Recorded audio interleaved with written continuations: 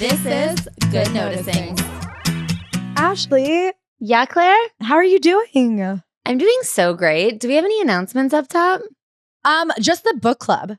Oh my God. And by just the book club, I'm excitingly, hugely bigger than it's ever been done before the book club. So the first book club will be on November 21st in person In Soho. in Soho. We will be talking about Audition by Katy Kitamara. So here is how the book club is going to work. Quarterly, we will have in-person events where we will either be interviewing the author themselves or have an incredible panelist that you guys probably know and love to discuss the book. And then we'll break out into little breakout groups so that you guys can talk and get a deeper conversation about the book or just make new friends in your neighborhood. We'll also be discussing the book throughout the month on Patreon, and then we'll post the book club panel conversation to Patreon. So what you get if you join the Patreon is, first of all, free and priority access to the book clubs. Over 50% of the tickets will be free and prioritized for Patreon members. You also get access to the video if you're not in town and able to make the book club conversation. You can watch the interview on the Patreon. You also get access to the discussion, which is, of course, will be an evergreen conversation. So if you don't get to audition this month, but you're reading it next March and you want to go and see what your fellow worms had to say about it and jump in and add your 2 cents, that'll be live on the Patreon forever.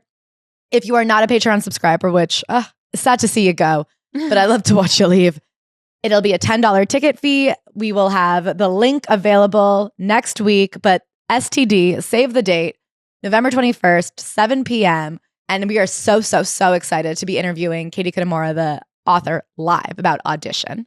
Yeah, so we hope to see you there. Ashley, you read the book. You're the person who picked the book. Mm-hmm. Do you want to pitch it to the team? Well, I picked it because I think it's an incredible book for conversation. It's kind of about the unstable spiralings of a middle-aged actress and an unreliable narrator. It kind of begs the question of what is real in this story? Like what book are we even reading and what happened in this character's life? It's less of an explainable book and more of a discussable book, which is why I think it's perfect for book club. Exciting. Yeah. And as always on Patreon, we do weekly bonus episodes, monthly advice column episodes. And if you join before November 1st, it is $5 a month. After November 1st, it'll be $6 a month. Yeah. So if you join now, you can get grandfathered in. You can get a year-long subscription, save some money that way. And we're excited to chat with you guys over there. Claire, do you have any recommendations this week? Yes. They're mostly clothing-based. Ooh, Which is rare for me, I find. let's get dressed. Okay, I went to Paloma Wool yesterday. I'm obsessed with Paloma Wool. I feel like every now and then we each find a store where we're like, well, that's all of your stuff. Yeah, I would say the story behind Paloma Wool is, imagine you're a sexy little supermodel, right? You're in Milan. You've just had a very sexy one-night stand with a man. You have a casting in 20 minutes. All you have to get dressed and look chic are random pieces of cloth and your guy you just met's wardrobe, and you just have to drape it on your body however you can. That's kind of what Paloma Wool is. You go in there and you go, well, how is it supposed to fit? And all of the women who work there are 6 feet tall, and they go, just however it falls. And you go, well, my nipple's out a bit. And they go, sure. And you go, okay. You go, is it standardized? They go, no. Anyway.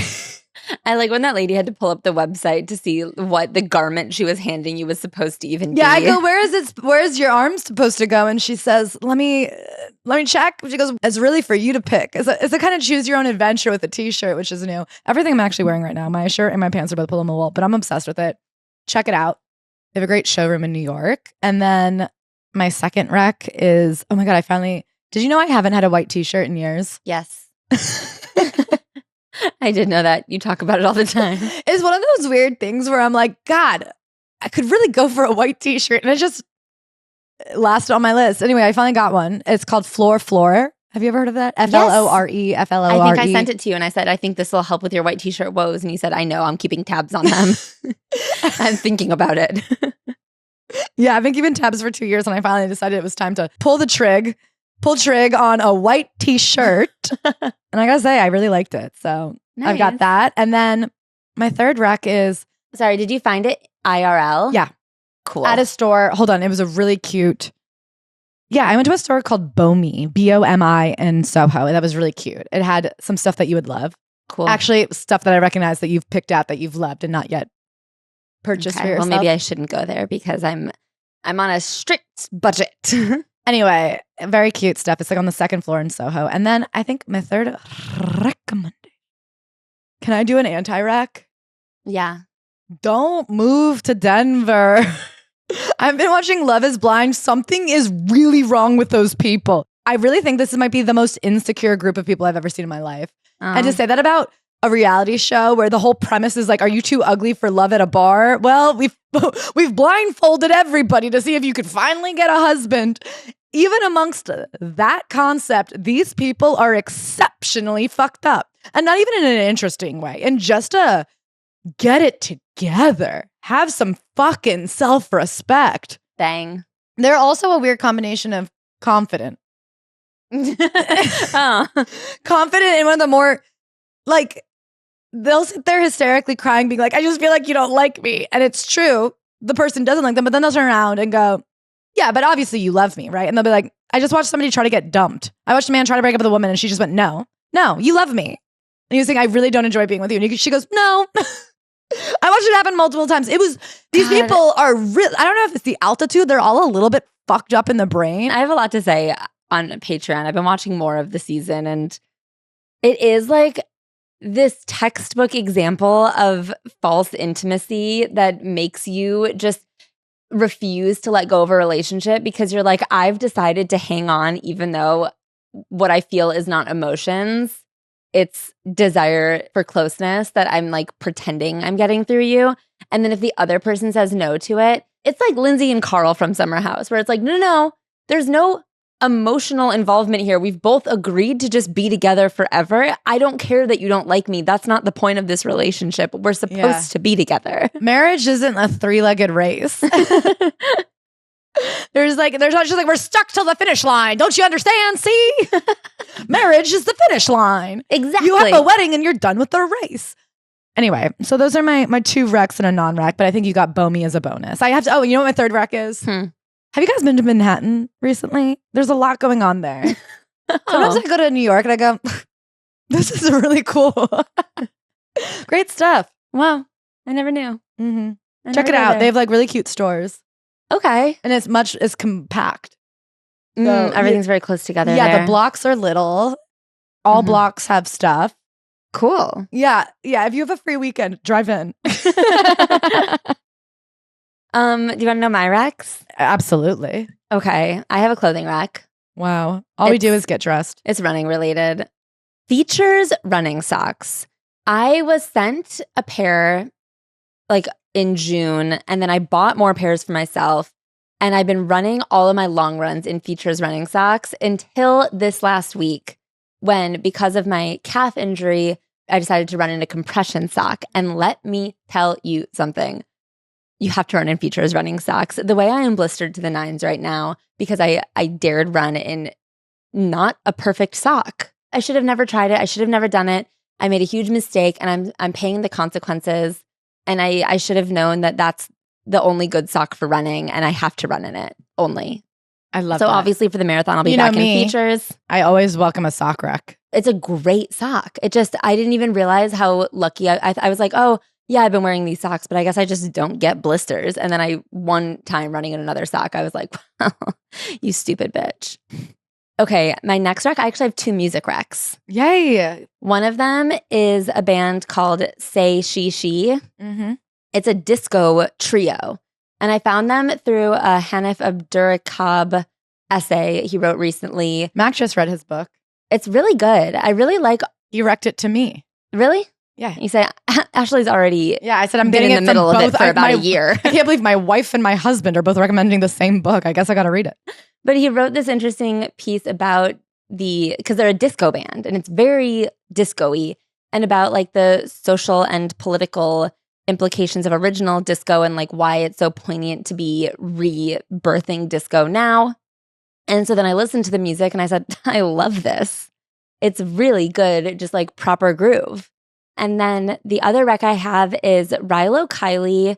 I've already talked about it on the Patreon, but they reunited and watching their videos has been bringing me like a distinct amount of joy. And then at their last show, they brought out Waxahachie, Katy Crutchfield, the lead singer, and they sang a song together. And I just like melted. It really was very beautiful. It's two of my favorite singers. singing a song that I've loved for a long time together. And you should go on YouTube and find it. I love that. Thank you so much. Oh, so we have a first implementation of a brand new segment on Good Noticings called Callback Tuesday. Yeah, it's Wednesday. It's Monday. Way back. How about Way Back Wednesday? Okay. Way back last week. I recommended the book Trust to you guys. I have recently finished it. I put my thoughts on Patreon. Something very interesting that's come out since then is that Dua Lipa and Callum Turner are now giving their meet cute, and boy, is it cute. They were both reading Trust, the book that I recommended by Hernan Diaz. And I don't know where they were sitting next to each other, but they were both reading the book Trust, they say. Where did they go? She was in a coffee shop in Rome. He was in a coffee shop in Rome. They both said they were on the subway together. I guess that my mind immediately went to fashion show. And they're both reading a book at a fashion show. Yeah, I guess I am like, well, it sounds like they looked over and they were both reading the same book. Somehow it came up.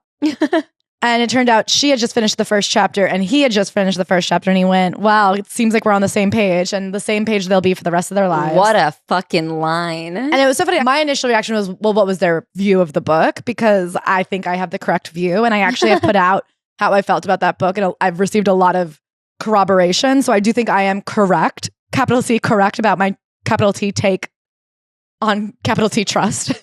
And will capital C, capital T Turner, Callum Turner, and Dua Lipa agree or disagree? But then our producer, Audrey, sent us the link and said, to me, this is an obvious lie. Like, why do they lie like that? I guess now that we get to it, like, where were they carrying books? Where were they carrying books? But it also feels on character because we've seen Dua Lipa speak about books. She knows what she's talking about when she is reading books. Well, and she's reading a very specific genre of Booker Prize shortlisted books. Trust won the Pulitzer last year. It was a huge book, I think, in 2023. Mm-hmm. And the reason why I think it's absolutely true is because it is absolutely a capital D, capital L, Dua Lipa book. Yeah. You know how I say, I don't know if I've said this on main, I think I said on the Patreon, there's a theme of movie that is a Lucas Gage themed movie to me, which is like I think Knives Out is a Lucas Gage movie, even though he's not in it. Yeah. Trust is such a Dua Lipa book because it's fun to read and ripe for discussion and really interesting and like so perfect for like an AP high school English class. Mm-hmm. There's something, so I read it and I went, well, this was fun and compelling, but surely not the best book. Like it just isn't great in this way. Like there's something deeply high school, I think, about the way it wraps itself up. And to me, I'm like, of course, this is a book for people who endeavor to read capital L literature, but did not graduate high school necessarily. And so that's why I'm like so sure Dua Lipa was reading it. And I do believe that this happened. And can I say, I've really been on this campaign of Taylor Swift is not our English teacher, Dua Lipa is. And I think we'd be better she off. Is exactly the high school English teacher who like has a great knowledge and understanding of current movements in literature. And also, I think would probably know a good amount of classic literature and refer to it correctly in her songs if she so chose.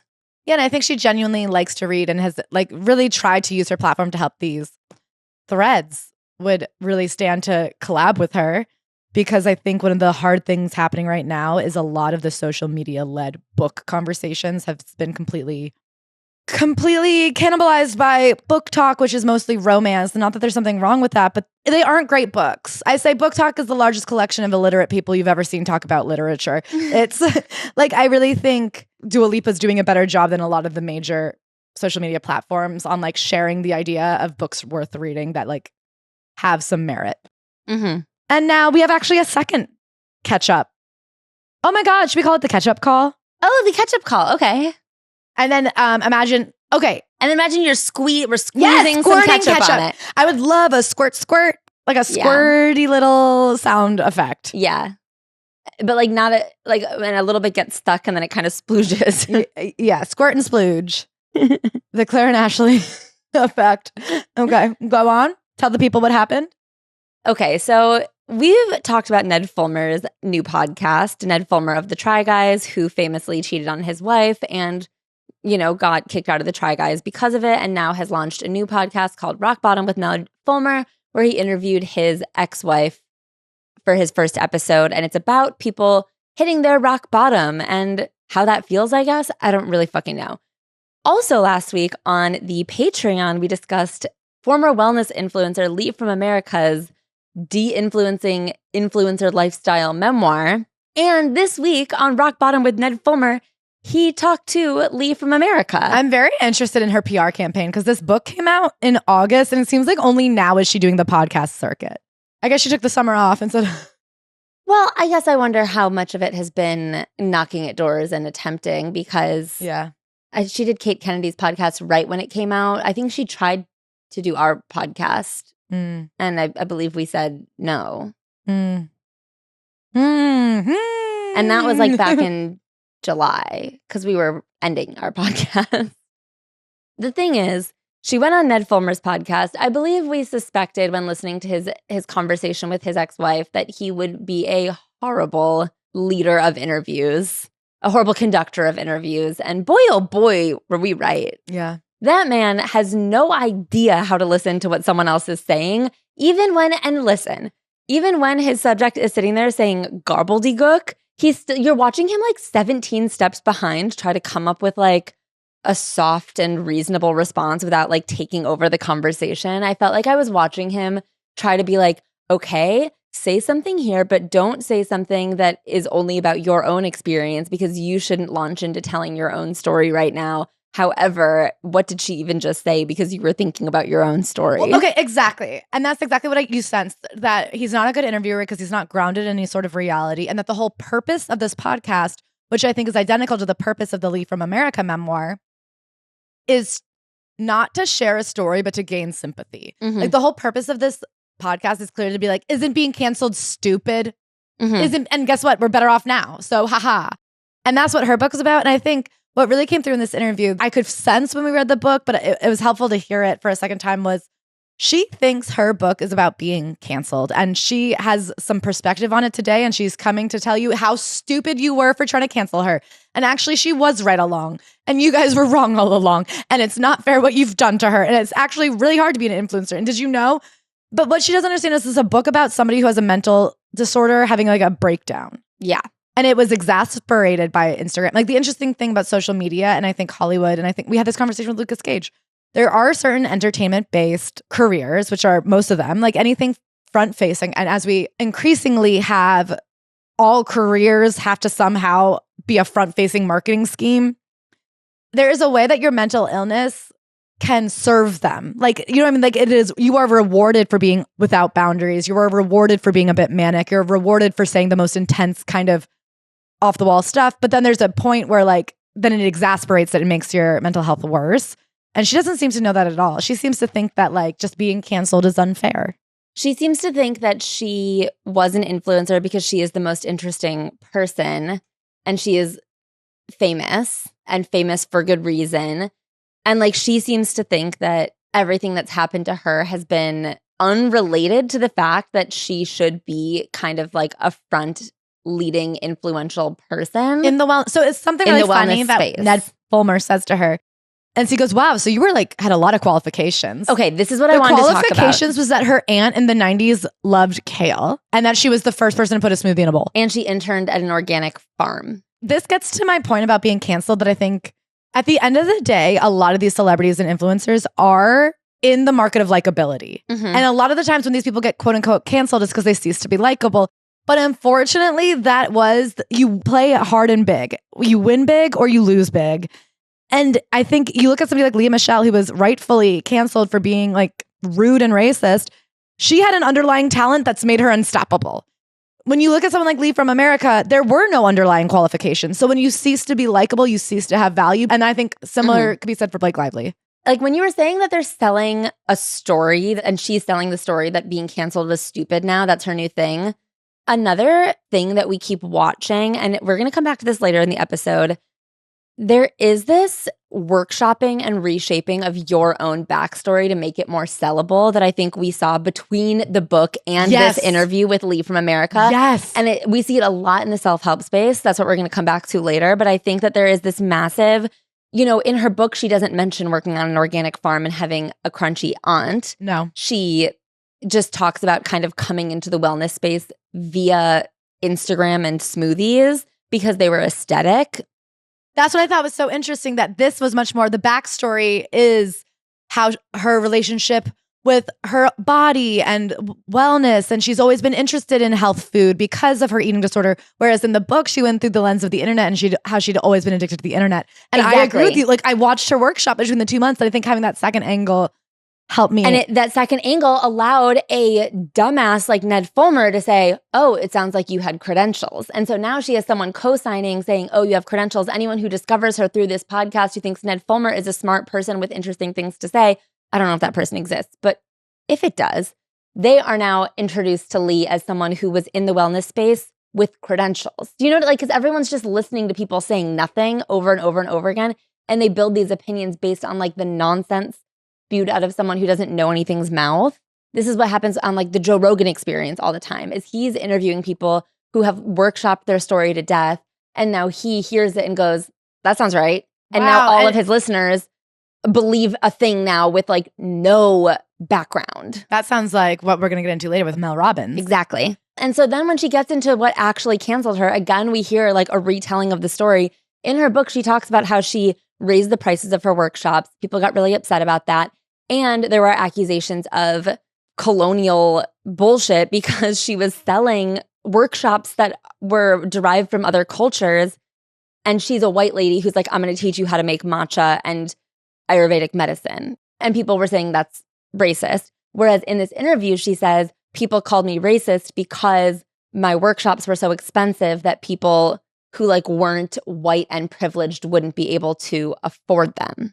Yeah. And it's like, well, that's just not what happened. And then Ned Fulmer goes, I mean, $500 for a workshop where you're in person teaching them stuff? That sounds worth it. I will say. What a fucking, and it took him like 7 minutes to get there. Like, she was just rambling. And I'm watching him like compute in his mind how he can contribute to the conversation. He goes, that sounds really reasonable. It's always two dumb bitches telling each other exactly. This podcast that he has really is for him to sit around and find people that feel they've been as fucked over as he has, to sit around and say, we had it so hard. We're so sorry for each other. And it's not that interesting. And I wonder how much longer it'll last, because to quote Prince Harry, and something that I think the Windsor family gets exactly right, is never explain, never complain. I think part of the job as the influencer is knowing that your plight is not that sympathetic and it's not that I also am an online person who feels sorry for myself sometimes. I listened to it and went, this is fucking boring. Who cares? Anyway, so should we get into what we're going to talk about this week? Yes, I am so excited. We are up top talking about Zohran Mamdani and an article from The Intelligencer that talks about like why so many experts seem to have gotten it wrong, that he was like a loser that should not be considered, when in fact he's on track to win big, baby. 2, Katy Perry and Justin Trudeau. We have an article from The New Yorker by Kissing on a YACT in the sea by Nomi Fry, kind of exploring what we were already talking about, the race to fame, that every type of person, from a weaver to a cobbler to the president of the United States, everybody's just an influencer these days. Then we're going to talk a little bit about Britney Spears. K-Fed's book comes out, I guess, yesterday, but we're going to cover it next week. This week, we're going to talk about Britney Spears' posts on the matter. We will also explain what the deal with K-Fed's book is. It's like audio first. As the earliest you can even get the printed copy is the 25th. But of course, we're going to go through it. And then, I haven't even told you this, but guess who our special guest on the Patreon is going to be to delve in? Who? Troy McKeedy from Beyond the Blinds and What's Your Issue? I'm excited. And then, Ashley, take us home. I really went down a rabbit hole. You guys know I've been obsessed with Mel Robbins since, I think, last winter when I first discovered her. Let Them theory had blown up in 2024. I'd been seeing it everywhere, and I finally went down the rabbit hole of some of her podcast episodes and became transfixed. So this last week, I went on a bit of a deep dive. I read a few profiles of her, a few interviews with her, as well as 2 of her books. And I've got some things to say. If you've ever said, who the fuck is this Mel Robbins? I'm going to make an attempt. Mm-hmm. So should we get into it? Yeah. Zohran Mamdani, the power breaker. Why the Democratic Party, the New York Times, and the donor class got Zohran Mamdani so wrong. So this was an interesting article because it was written by someone who is a supporter of Israel, a self-proclaimed supporter of Israel. He says in this piece, He also did not rank Zohran first on his ballot in June. And he feels just as perturbed as the rest of us that the Democratic Party will not get behind him. So Frank Rich is the author of this piece, and he's like a long-standing New Yorker fixture. He's like one of the great critics of not just our time, but like the past few decades. I'd say his son Simon Rich was in SNL. Right? Like, I mean, I just feel like this is a real like culture, a real guy of the culture. So for him to be a Zionist and like such a fixture of New York and, you know, the cultural elite of New York nonetheless, but he's a real New Yorker and he's talking about Zohran Mamdani. And he opens with this interesting story of being at the opening night gala for the Metropolitan Opera's new season, which is often, even though it's obviously like a huge moment in culture and the arts, it tends to be for the donors and the fancies and the Upper East Side. It's Tony for the crowd. rootin' tootin' fancies to show up and show out. I wonder if rootin' tootin' means that. Rootin' tootin' to me almost feels like exactly what I was imagining feathers, a feathered bouffant. Anyway. No one invited me, so I don't know what it looks like. Anyway, Chuck Schumer, like a longtime New York Democrat establishment guy, one of the most powerful Democrats we've gotten. One of the most I almost said in Hollywood, but in Washington. Losers we have in Washington. Came out to be like, I care about the arts and I care about free speech and look at Jimmy Kimmel. I stand by that guy. And according to Frank, there was not uproarious applause. There was in fact, there was booing. There was booing. There was heckling. There was people screaming, well, what are you even fucking doing about it? And he says, beyond the fact that obviously the Democrats have done almost nothing to stop Trump. We understand they're the minority, but they're doing almost nothing. But Frank Rich thinks it's also the fact that he has said nothing about Zohran, the Democratic primary nominee for the New York mayoral election, which is like, oh my God, we're 6 weeks out. You haven't fucking said anything? Not even. I think we're 2 weeks out. Yeah, we're like 2 weeks out. It's right around the marathon, right? It's the Tuesday after the marathon. November 4th, get out there and vote. You can also vote early starting on the 25th. Anyway, so for him to have not come out, you know, all these vote blue no matter who, unless it's somebody we don't like. Yeah. So for those of you who just aren't aware, really quick, the New York mayoral race, Eric Adams, who is currently the New York City mayor, who has done crimes and then been pardoned by Donald Trump and is now in the pocket of Trump, was running for the Democratic spot on the ticket. So Andrew Cuomo was also running for the Democratic spot on the ticket. He is the former New York City governor who was removed, or he had to step down because he was accused credibly by, I mean, I guess you have to say credibly, but 13 women said he sexually harassed them. So he had to step down. And then Zohran ran, there's a couple other people too. Zohran ran as a Democratic socialist, and it was a real grassroots campaign without any support from the establishment, and he won massively. Andrew Cuomo is now running as an independent, so now the New York mayoral race is Curtis Sliwa, the Republican candidate, who's a goof. He's not going to win, but he's a goof. And God bless him, he can't be bought off. Yeah. Bill Ackerman keeps trying to be like, let me buy you off and get out of the race to give Cuomo a better shot. And he goes, why would I be bought off and stop representing the people who want to vote for me, who want to vote for a Republican so that you can run a Democrat? Like, I am like, God bless. Yeah.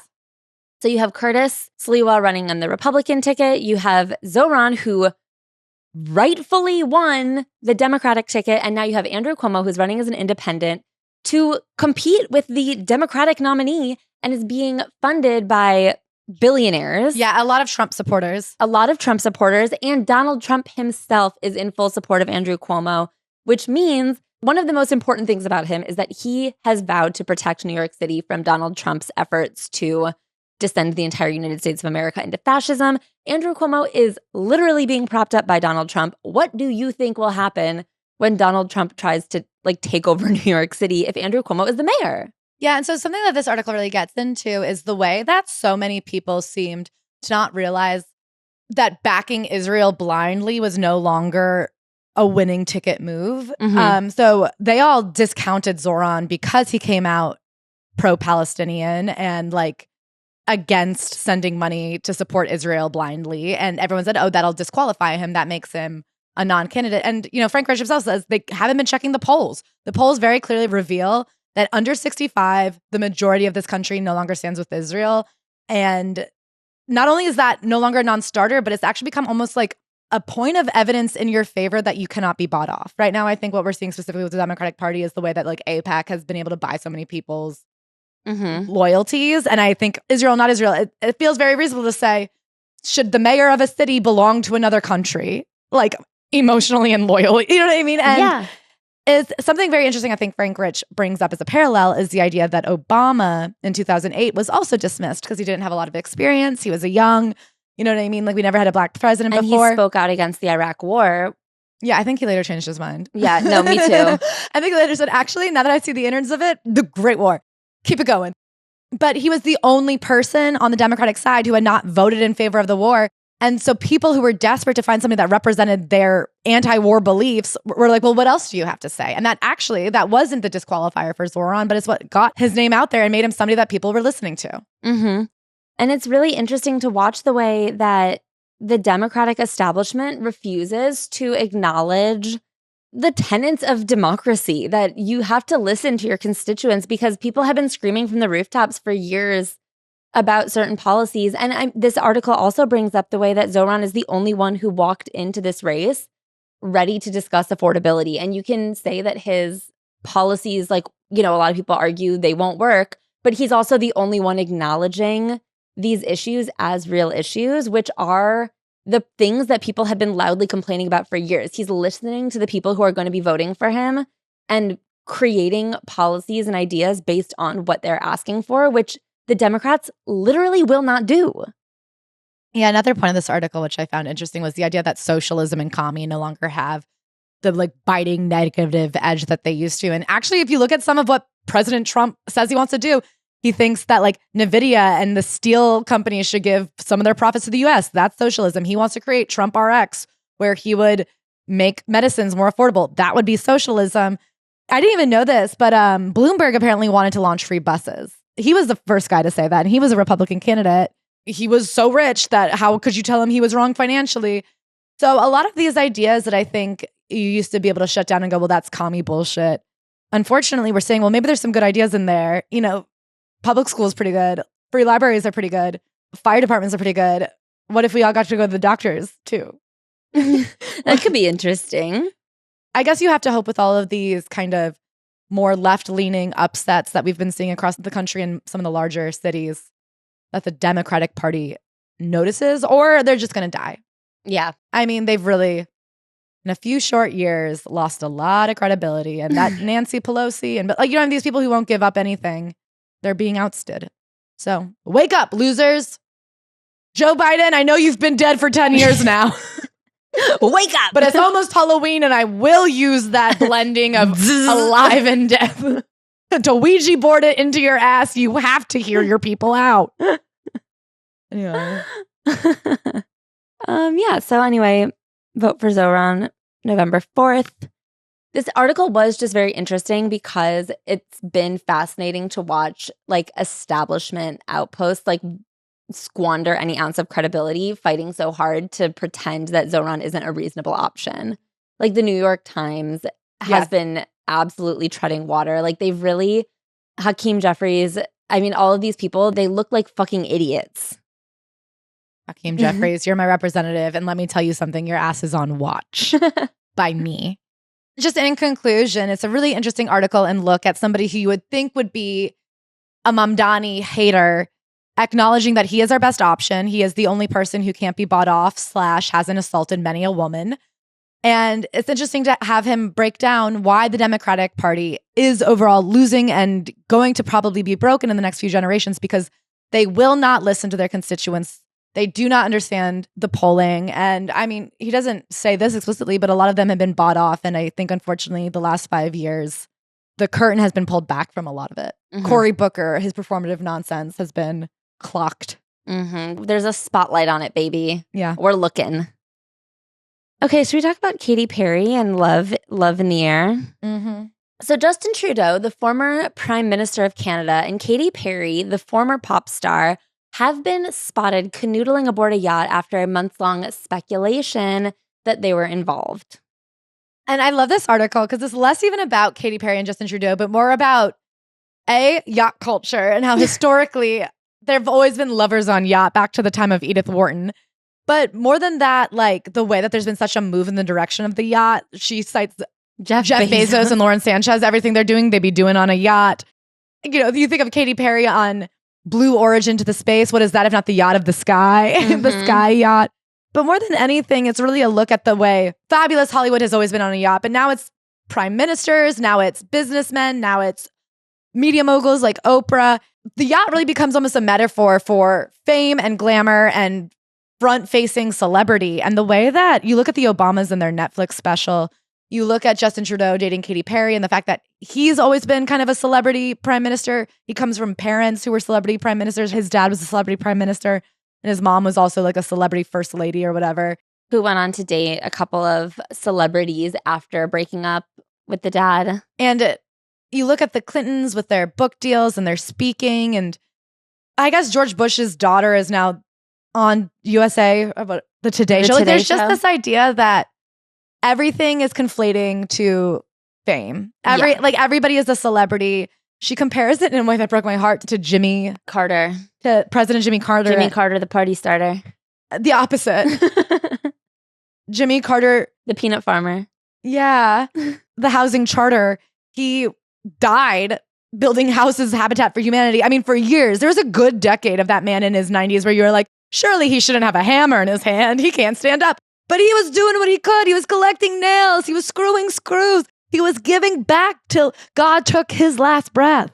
Everything is a reality show now. Everything is ideally a launch pad to fame where you are trying to be at the Vanity Fair Oscar party. The end goal of everything is a fucking podcast spinoff. Michelle Obama. And you look at Kamala Harris with her book. Lady, we're living that loss. We don't need to read about it. I lived it. It was but a year ago. We know what happened. We saw the memes that just did not work. And you look We know you only had 107 days and nobody fucking cares. Andrew Cuomo, for example, my mayor personally, that's my mayor. When he wrote a book about how he solved COVID in the middle of COVID, that book came out in like 2021, before the second round of COVID, like before the second COVID summer or COVID winter or whatever. Like the idea that these people are always cashing in on the celebrity of their offices is really pretty disgusting. I recently fell for an AI image of Barack Obama DJing, but like, why wouldn't I fall for that? It didn't feel untrue. Why would DJing be that far off from a Netflix special, be that far off from a Wondery podcast? Like, I don't know, man. Give it 5 years. It could be real. And everybody's on a yacht. Leonardo DiCaprio, America's one hope for environmental reform, is on a fucking yacht. He said, look up. Just kidding. Look down. I'm on a yacht. Anyway, I love that Katy Perry is getting into politics. Like, there is just something where they've all been... Like, Katy Perry's not getting into politics. Justin Trudeau is getting into celebrity. No, but it's all the same. And it's all the same thing. And she's an astronaut and it's a woman's world. Exactly. I love that Katy Perry was like, it's a woman's world and that's why I'm getting the fuck out of here.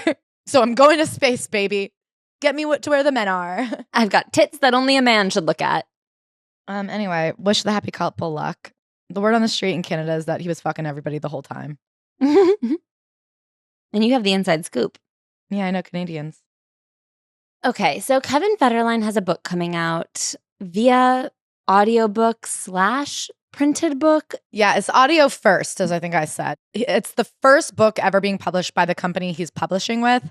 And they're going to specialize in audio first books, which to me says, is this a memoir or is this a voice note? The voice note ramblings of a man with no money. The broke note. So in Kevin Federline's broke note, apparently he goes in on how difficult it was to co-parent with Britney Spears because she was a prisoner with no adult rights for most of the time that they were parenting together. Now their children are over 18. So Britney Spears writes, this is the obvious product of someone who has not received child support from me in 5 years. Someone who is clearly making a cash grab and throwing me under the bus. And I think her response is a little bit difficult to parse out. She has a hard time getting her thoughts out in writing, I think. It's a lot of run-on sentences. Yeah. What she's saying is essentially, if you ever loved me, you would not try to profit off me by embarrassing me like this. I 100% beg to differ the way he is literally attacking me in his interviews. If truth be told, the man in this interview went straight to the source and said it clear as day. No money from Britney for 5 years and you trying to get paid. That's what General America is saying. Weird, you have both moved on. Your kids are adults. It's a different world now. Why is he so angry? And what's scary is he's convincing. It literally blows my mind the moments he stops before he cries. Are you fucking serious? I know his book will sell loads more than mine. If you really love someone, then you don't help them by humiliating them. What scared me was how serious and angry he got. People have no idea. It is way worse than anyone could imagine. The boy hates me, and it is deep anger to literally say things that he is saying. So that first part is obvious. She goes, he's always hated me. He's waited till he can't get child support from me. He knows that he can make money. And now he's just lashing out. And it's so clear that this is bullshit because we've been divorced for 25 years or something. Like, move the fuck on. You've had many a wife since me. Like, what is your problem?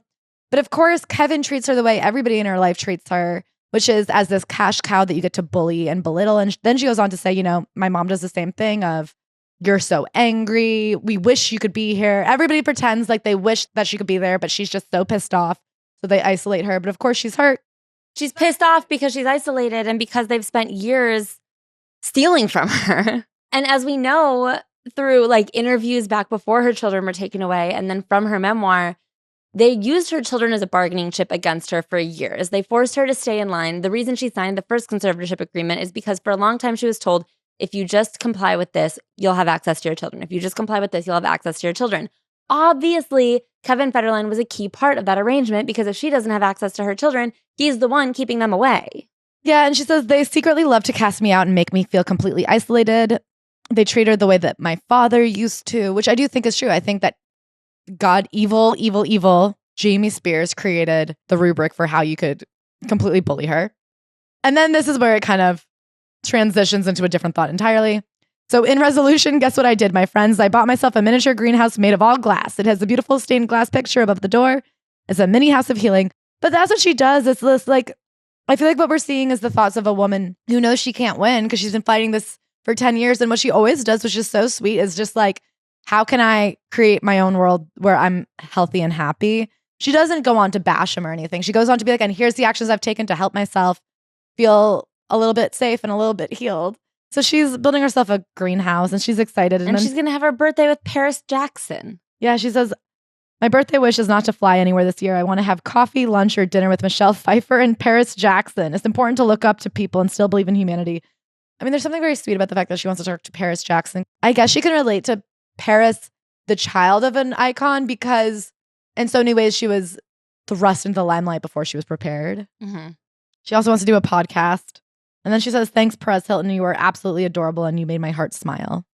I don't know, man. She's just trying to look on the bright side and do what she can for herself. I guess I just feel that the way her family and the people she chose to be in her life have so utterly destroyed her. I think Jamie Lynn Spears did a post being you guys have no idea how hard it is to be in this family where Britney Spears is trying to have us not steal from her anymore.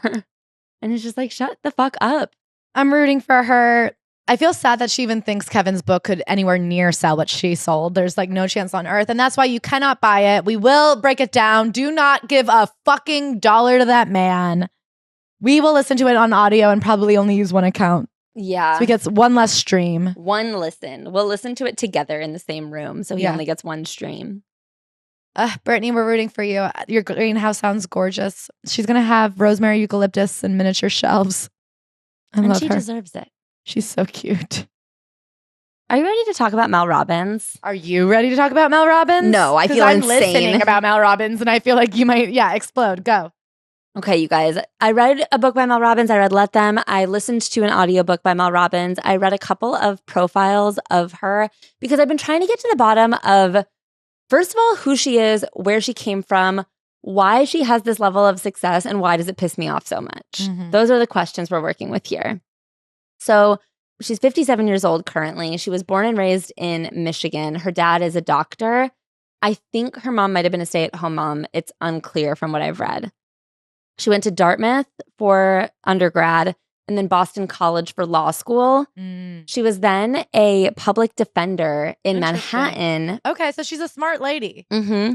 For a few years. When she was living in Manhattan, that's when she met. You're saying Manhattan, so funny. I just found out about it earlier in this episode when you said there was stuff there. When she was living there, she met her husband, Chris Robbins. He was a commodities trader. Sure. They later, I believe, moved back to Boston, where I think he's from. Mm-hmm. And that's where they had the next stages of their career. After she went on maternity leave, it's kind of unclear exactly when this happened. She decided on a career switch, worked at a bunch of startups and a ton of different jobs. She kind of dabbled in a lot of different industries. I think for a little while she was like a correspondent or something for CNN. Okay. She is a woman who, what she wants to do, she'll do. Yeah, she was a legal correspondent for CNN. Mm-hmm. So I think she was covering the George Zimmerman trial for CNN at one point. Wow, that was not recent, but I guess that was when I was in college, so like 15 years ago. Yes. Okay. So then during all these career switches, she decided to hire a life coach to help her decide, or like a career coach. And that coach said, what you should be doing is what I'm doing. Career coaching. Coaching. How lucky. So then she trained. And was there a course? So she trained under this person and then became a coach. She was living in Boston. She had a lot of high profile clients. That's kind of her origin story. It led to motivational speaking. Motivational speaking became a full-time job. Then she had a radio show and a podcast. Eventually on the podcast, she talked about hearing the words "let them" and how inspiring that was to her. That episode skyrocketed. So she wrote a book about it. Let Them became an international bestseller and people got "let them" tattooed all over their bodies. So horrifying. Before we get further into her backstory, I want to talk about Let Them, and I want to get into this book a little bit further. It's called Let Them? Yes. So the whole book is those two words? The Let Them Theory by Mel Robbins and Sawyer. She claims she co-wrote it with her kid, but there's not a single footprint of that kid on this book. How old's the kid? In her 20s. Sawyer's a girl? Yes. Why would Sawyer be a part of this? Because I think Sawyer was the one who first introduced the two words "let them" in the origin story of Let Them. So essentially what happened is it was her youngest child, Oakley, a boy. Oakley was going to prom, was very disorganized about it. Oakley and Sawyer, are you sure they weren't cutting down wood in the back of the house to build the cabin to raccoon in later? Claire, they've never seen a raccoon in their goddamn lives. What are they wearing as hats? So Oakley had prom. And it was just all very disorganized. He didn't want a boutonniere. He waited till the last second to get a tux. He didn't make dinner reservations for his date. And Mel Robbins is running around being like, none of this is planned. Oakley is like, we're just going to go to a taco stand. It's no big deal. And the mom's like, you can't go to a taco stand for prom. And then Sawyer goes, Mom, let them. Like, let them do whatever the fuck they want. It doesn't matter. And this is advice that people are using to handle like grief and divorce and child rearing. Exactly. And that's what I wanted to say is this is actually really good advice for hovering parenting, for, you and I both have little attacks where we get way too involved in other people's business. And sometimes you have to go, hey, let them keep dating that freak. It's fine.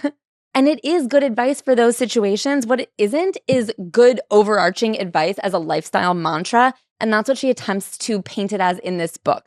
She really touches on a lot of topics where I'm like, you're stretching this in a way where it makes no fucking sense. And it could actually be horrifying to people. There's a chapter on addiction.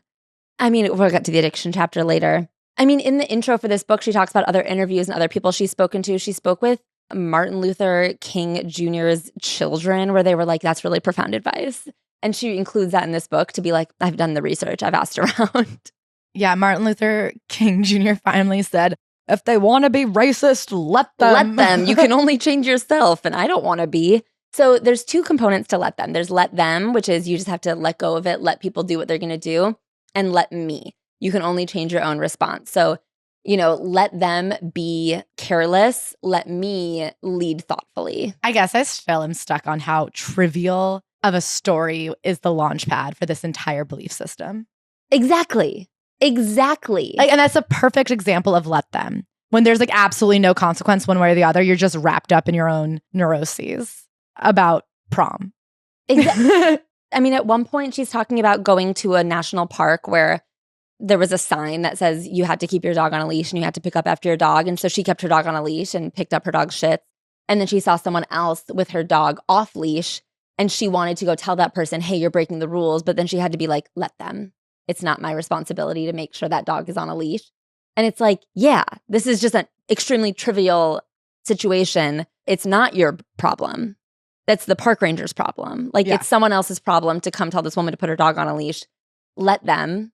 But what the fuck does that have to do with dealing with family drama? So the first chapter that I found really interesting is when she's getting into her own family dynamic and how applying let them retroactively has helped her with certain tensions in her family.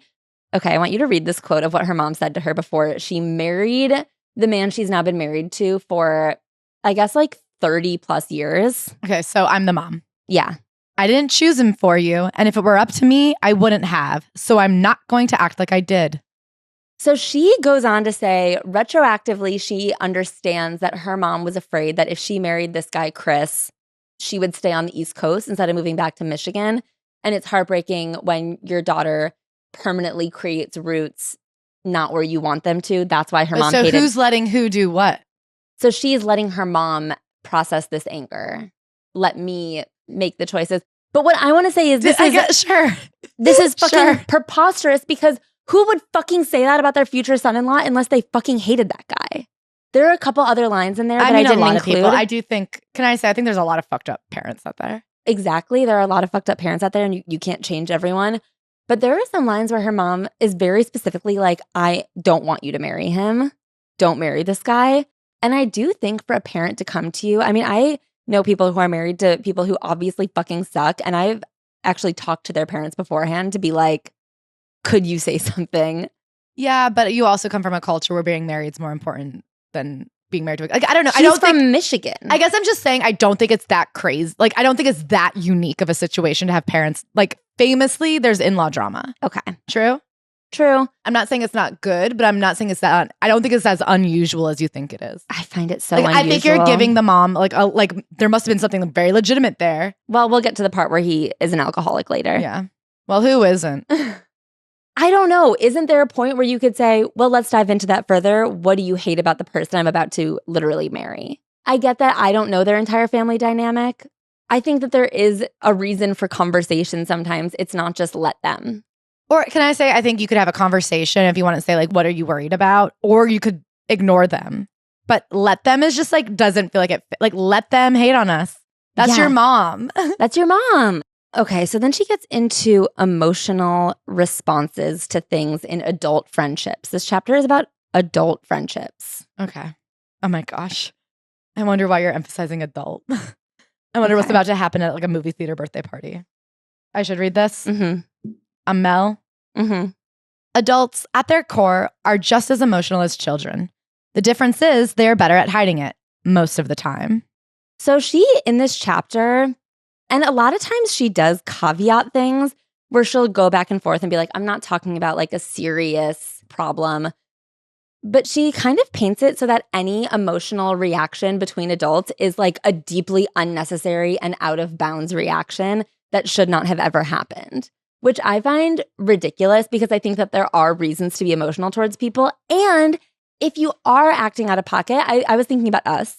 I think you and I sometimes have disproportionate emotional reactions to each other. Oh my God. I was with my in-laws this weekend and I said something about how we can't just rent a studio hourly because part of our artistic process is getting into a fight and then going for a snack, calming down and coming back. And Mac's mom went, you guys don't fight. Mac sat there and goes, yes, they do. Listen, but I also think instead of just saying, let them have an emotional response, I think a huge part of our ability to work together has come from afterwards. Sometimes you have to be like, hey, let me burn off some steam. And then coming together to say, like, here's what was upsetting to me. Here's how this, and then understanding each other's emotional processing so that we can avoid those things in the future instead of being like, let them be dramatic. Like, let it happen. And then we'll just like ignore it. And, like, you're acting like an 8-year-old. It's not my problem. Yeah, it is my problem because I work with you directly. Like, but also, like, what is a friendship if not like a combining of emotional states? Exactly. I guess this idea that like adult friends should never be emotional is like, then what is friendship to you? It feels very like cocktail party quarterly check-ins. So one of her big examples of an unregulated emotional state is giving people the silent treatment. Mm-hmm. And she talks about how in high school, one of her friends gave her the silent treatment and it was really immature. And I mean, it's just like, I agree, but also why is your only reference?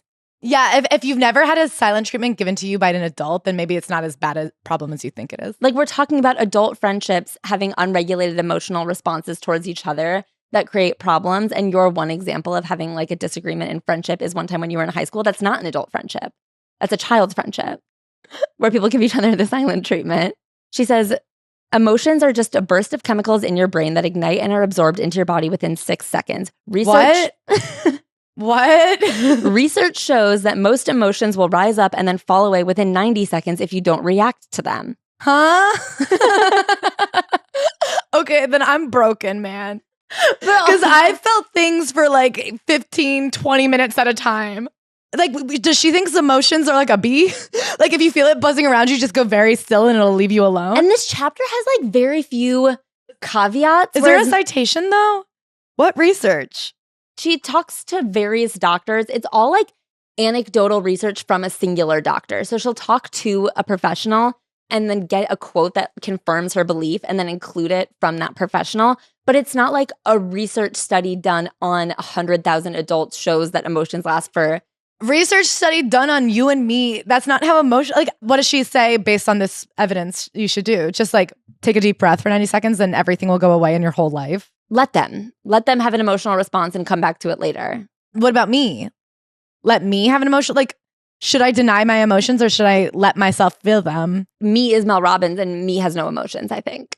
I guess I'm so Me is nothing but pragmatic. It just feels untrue. It just feels like wildly out of place, this chapter. Can I also say something? Of course. If the idea is that somebody else is going to get over their own emotions in 90 seconds, which I've never heard of in my life, and so you're just going to let them feel that and then come back to them later, I almost think that could be interpreted sometimes as a silent treatment. Like if I watched you have the meltdown and I said, I'm out then, I'll come back later. Exactly. I think you'd be like, I feel ignored. And I feel like obviously people process things in different ways. Like you like a little bit of time off when you're upset about something. Yes.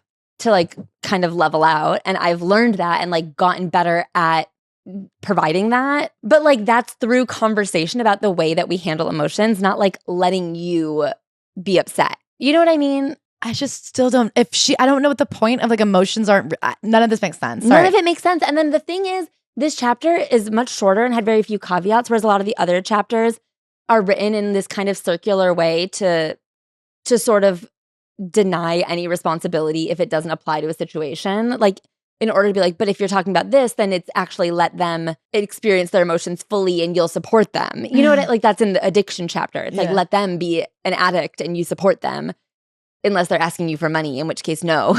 In this chapter, it's short. It has very few caveats and it makes almost no sense based on like human reactions to anything.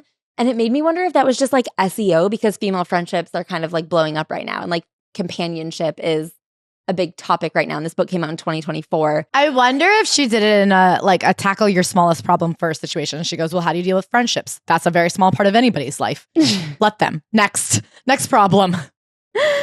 So then she talks a little bit about like toxic comparison culture. And that I didn't mind. I think she says like you have to let people be who they are and instead of feeling attacked by their success, make them your teacher. Look at what they're doing. See how you can emulate the things that you're jealous of and make that your life too. And I'm like, that's not terrible advice. Sure. But when you're just spewing words all over the place, eventually you trip on some things that work.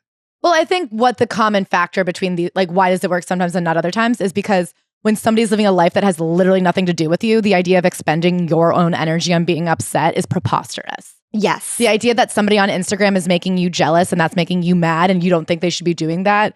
Yeah, let them because you're not going to change their life. You don't know them. You know what I mean? Like things that don't matter at all. A group of high schoolers having tacos at prom. Yeah, let them. However, you can't just be like, oh, your best friend and you are in a fight. Let them. That's not true. Yes. Because that impacts you and it has something to do with the fact that you've like kind of made a social pact with this person that you will care. Exactly. So this gets to one of the things that I find to be deeply alt-right pipeline-y about her content and about the entire let them theory. Because obviously, if you are letting yourself get stressed out because of your son's prom plans, let them. But if you're approaching everything in life as I can only affect me, I can't affect anyone else around me, it's deeply individualistic in a way that then turns into all I can affect is me, therefore any success I have is only because of me, therefore any success anyone else hopes to have can only be because of them. Why would my tax dollars pay for your kid's lunch? You know what I mean? Like it becomes this like, it really applies perfectly to a lot of alt-right beliefs. Well, like the selfishness. Yes. So then she gets into a chapter where she talks, just rambling. A lot of this was just rambling about the same sentence over and over and over again. But she gets into this rambling chapter about how you can't make anyone else change. And I was like, yeah, the entire book is about how you can't affect other people's behavior. Like, why would you write a chapter on how you can't change other people? And then I realized— that's also the interesting linguistic device of let them, right? Is it's like she's acknowledging that nobody will ever be able to say, I can't control your behavior. So instead, you're giving yourself the right to be like, I'm actually giving you permission. But it still puts you in the seat of agency on somebody else's behavior. Another reason that I think she wrote this chapter is to pitch next ideas. Sure. To pitch next slogans. So what we have is called the ABC method. Do you want to read the ABC loop? Apologize, then ask open-ended questions. B, back off and observe their behavior. C, celebrate progress while you continue to model change. What does that have to do with it? So when you're encouraging someone else, you can't make anyone else change, but you can ABC method them. Apologize for getting up in their business. And it's so funny to think about doing this with like things that people really are judgmental about, like a tacky wedding, being like, hey, I'm so sorry, but I was just wondering, why did you choose to have balloons instead of flowers? B, back off. Just look at their photos of balloons instead of flowers. C, celebrate progress. Hey, I noticed you added some flowers in addition to the balloons. Look at what I did. I had no balloons. And then I guess you go back to A again. I'm so sorry to ask this, but are you still considering having balloons? That's the ABC method on things that we're actually judgmental about. And this is just like a preposterous thing that she, I think, included because what we're going to talk about later is her business model, which is just like saying lots of catchy little slogans until one of them goes viral and it's a book. Can I ask, what was the ABC method for? The ABC method is for you can't change other people, but you can ABC method them. I guess I feel that there can't be a one-size-fits-all standard for how you treat like your children, your boss, your friends, and neighbors. There's different power dynamics. There's different relationships. There's different like requirements. Like when you are a parent, it's actually more important that you monitor behavior than when you're a friend, than when you're a family member. Yeah. And she gets into a couple caveats about parenting where she goes like, you are responsible for their physical and emotional well-being. So it's a little bit different. But with friendship, with work, with business, or business is work, I guess. But there are a bunch of different categories where we're going to get into this a little bit later, but she'll just put them all in one sentence and say, this is all one thing. And it's like, what the fuck are you talking about? This is where she talks a little bit about like when other people are having problems. Chris, he had, I guess after he was a commodities trader, he opened a pizza business. Did this get them in bankruptcy? Partially. Okay. And he had a really bad drinking problem. Sure. And the business was failing. And so it makes sense though that if you're an alcoholic, you're like, what does everybody always want to be eating? Pizza. It's a failure-proof design. So with the pizza business and the failing, and like she couldn't change him, but she could encourage him to make the right choice, which was to walk away from the pizza business. And I'm like, wait, but what about his business partner? He just left the pizza business, whatever. We don't have time to get into that, but I see why your mother was worried. So she gets into like severe problems, like when someone actually needs help and you can't just let them, which for her is like drug addiction. I like that she's like when there's severe problems, because I would say going into like a huge amount of debt because you have a failing business is a pretty big problem. And she's like, let them do what you tell them to. Yeah. So she talks about how it's hard to watch people struggling, but the truth is they have to be in more pain than pleasure in order to want to change. So she's like, when someone has a drinking problem, like drinking has to be causing them more problems than it's causing them joy. Otherwise, they're never going to want to change. And so you have to like figure out how to support, but also not enable them, which to her means like setting boundaries. Like you can essentially set the boundary of like, you can live here, but you have to be clean. And it's like, I think that there's people who've done very significant research about the right way to handle this situation. And I think it's not so fucking simple as half a chapter in your stupid ass book. It's true about any struggle. No one heals an eating disorder until restricting is more painful than facing the issues they are running from. No one faces sex addiction until hiding is more painful than facing the truth. Again, a couple of sentences that I don't think have any real meaning or bearing in reality. People die from eating disorders. People like burn their lives to the ground over sex addiction. But ask Elizabeth Gilbert. Not only do they have no real meaning and no bearing in reality, really, but it's the fact that she would include something that these are very dangerous issues that have an enormous amount of like professional research that still hasn't quite figured out how to make sure people don't die of eating disorders and drug addiction. Yeah. And so for her to dedicate a couple chapters in this book to being like, be supportive, but like, set boundaries. Shut the fuck up, Mel Robbins. Like, who are you to talk about someone's addict son when you're like, my son didn't make dinner reservations for prom. So I understand what you're going through. We've all felt disappointment before. Anyway, then it wraps up with a chapter about love. Hold on. This is a funny quote. I love being Mel Robbins, even though Ashley does the accent so good. Hi, I'm Mel Robbins. I'm Mel Robbins, and I want to tell you why you're not in love. The relationship is largely happening as a fantasy in your own mind because you live in the potential of what could be, not in the reality of what is. Oh, sorry, to qualify, this is about people who find themselves unable to get into a serious relationship and all of their... Like you. This is me. like your problem. This is at me. I'm so excited to find out what's wrong with you.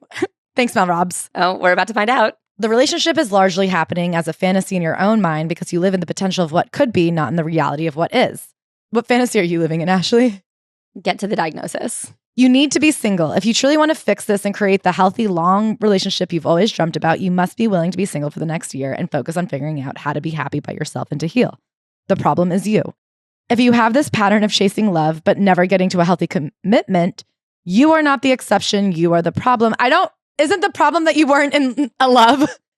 No offense, but you've been single. That's the problem. The problem isn't that how do you cure your singleness by being single? That was what we were curing. That's what we were... Okay, so she basically says if you are living in this fantasy land, then you're What is the fantasy land? Like... That one day you won't be single? No, it's like when you start dating someone and then you create a fantasy about the relationship instead of being in the moment with the relationship and like letting them leave. But the thing is, in that situation, you're in a relationship and being single is different. Yeah. This is literally advice to people who are in bad relationships, not people who are not in relationships at all. Yeah. But so she's saying if you're unable to be in a serious relationship, it's because you're not like listening to people, basically. Oh, is that true, Ashley? I don't think so. Well, I guess you wouldn't know. You haven't been listening. I guess I'm the problem, so I'm not the one to ask. It's funny because by definition, if you're on a date with somebody, they too are single. Yeah. Well, hopefully. Fingers crossed. But do you know what I mean? Like, well, which of the two singles are the problem? You can't both not be listening to each other. If you were both living in the fantasy of the relationship, then it seems like your relationship would just be a mutual fantasy. Yeah. So this book essentially is one tagline that she learned from her daughter, said on her podcast. The episode went viral and she turned it into a book, and it really starts to unravel as the book goes. This is why you always have to have a podcast, because you never know if you talk 100 hours, if you might say one smart thing once. It could literally be 2 syllables. 2 syllables, and you could launch a career. So the question at this point is, who the fuck is Mel Robbins? Why did she write this book? Like, how did she come to this position where she had a top podcast that people were listening to that let them to go viral, that allowed for the creation of this book? So in the intro to Let Them, she talks about her origin story kind of in the motivational speaking space. And the first time she ever gave a major talk, she had been kind of bottoming out in her life, according to herself. And she was asked to speak at a conference. And she had recently started applying a method to her life called the 5, 4, 3, 2, 1 method, or something like the 5-second rule, or whatever the fuck she calls it. So she had been applying that to her life to get out of a rut. I thought she applied it to her life to get out of bed. And a rut. It was to get her out of bed and then to do things. She applies the 5-second rule is a whole ass book where you can apply counting down from 5 seconds to anything. And it came out in 2017. Oh. And so that was her first kind of big success that led to where we are now. And that started from a TED Talk. So I want you to read this introduction of how she introduces how she got to where she is now. I didn't feel like I was in the position to give anybody advice, but that all changed one fateful day when an old roommate recommended me as the perfect person to give advice on career change at a small event.